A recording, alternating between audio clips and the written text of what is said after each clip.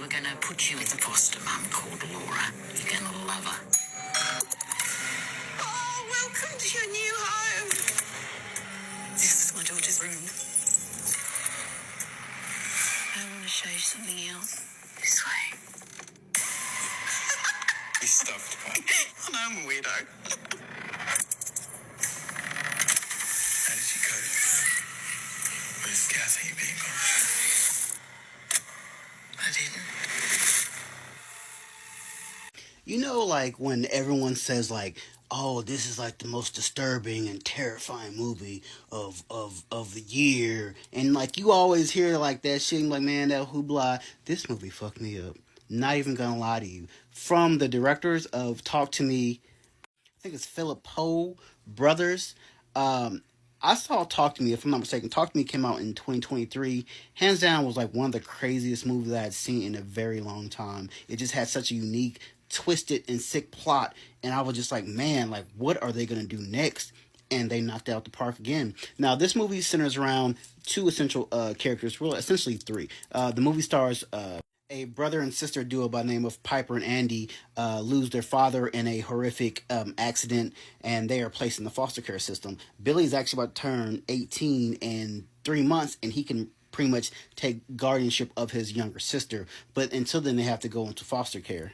So they are put with a foster care mother by the name of Laura, who was essentially getting over the death of her daughter, who was visually impaired, just like Piper is. She's a visually impaired young lady. And also there living there is her other foster son by the name of Oliver, who is a sick, twisted, demented boy. Strange things start happening when Piper and Billy start first getting to the house. They start noticing like oddly things, like the kid is always locked up, or he's in the pool grabbing cats, like walking around with his shirt off, like not speaking, and just something seems so odd about this house. And what slowly becomes unfolding is a truly demonic, depressing ravagery.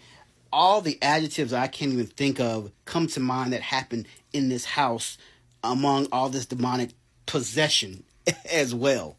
Now, hands down, like I have to say, like this is like one of those movies that it just really got me. I know that plot was kind of all over the place, but I think the beauty of this movie. It has such a wide interpretation of the things that happen. It's like in one reality, you're dealing with the loss of an individual, of like their father who had suddenly died. And then you come into the foster mother house, who's dealing with the death of her father, of her daughter. But at the same time, this demonic presence of this other little boy and all these strange demonic things are starting to happen while this young teenagers are just trying to, Billy's just trying to really look out for his sister, and the sister is visually impaired. She can't see, and so he knows that something's wrong with Laura, but he can't really tell it to his sister that she can see it, because she pretty much takes sides and babies the little girl, and she really doesn't want him, but he kind of tags along because that's her brother, and they don't want to split the two apart. But the things that happen in this movie are just like, you just like sitting here, like, I'm like, oh, okay. Like the movie starts off very slow, and I'm just like, I'm really not getting it. And then I have to give it to you. Laura, played by Sally Hawkins, played the hell out. Like, to me, she was the glue in this movie that made this movie. She was so twisted. Like, and that's the thing I like about this movie. Really isn't more horror. It's more like demonic and very like eerie, kind of like unsettling, like the things that you watch in this movie. And like I've been seeing like the reactions throughout, like, Instagram, and how they have the little clips of people like jumping in the seats. Like it's got like one of them scenes like where a couple of this, and I'm just sitting here like, oh my god, like I can't believe what I just watched. And it was like really depraving. Like it was really depressing, like, to watch this story just kind of beautifully and twistedly unfold.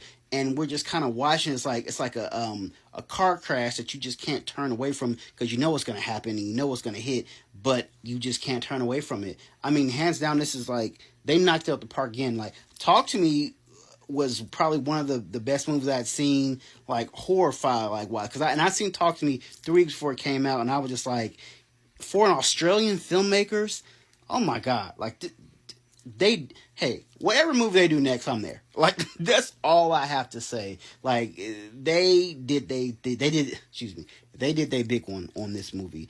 Hands down, one of the creepiest movies I've seen in an extreme long time since Talk to Me. Like, I thought Talk to Me was bad. Like, they outdid themselves with this one. And the thing that I don't like about this, I will say, is that this movie left a lot to the imagination, like, on, like, kind of, not to give too much away, but, like, how is it that they got in this position? Like, how did Oliver get to the house? Why is this evil lady so evil, and the things that she's trying to do?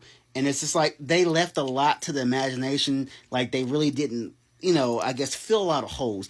And that's the thing that I think that will stop this movie from being like an instant classic, because it was like a lot. You had to kind of dot the T's and cross the I's yourself. You're like, well, how did this happen? And how did this happen? Like, you leave, but I guess it's a good way. But I don't like to ask those questions. I like to get the answers right then and there, like the who, what, where, and why. So that's my only knock about it, is like they could have gave more answers upon like why she's at this place and how she got there and how it began. It's like you almost start in the middle and you want at the beginning. So that's the only knock I'll say about it. But all in all, like, this movie's fucking wild. Like, please go see this movie.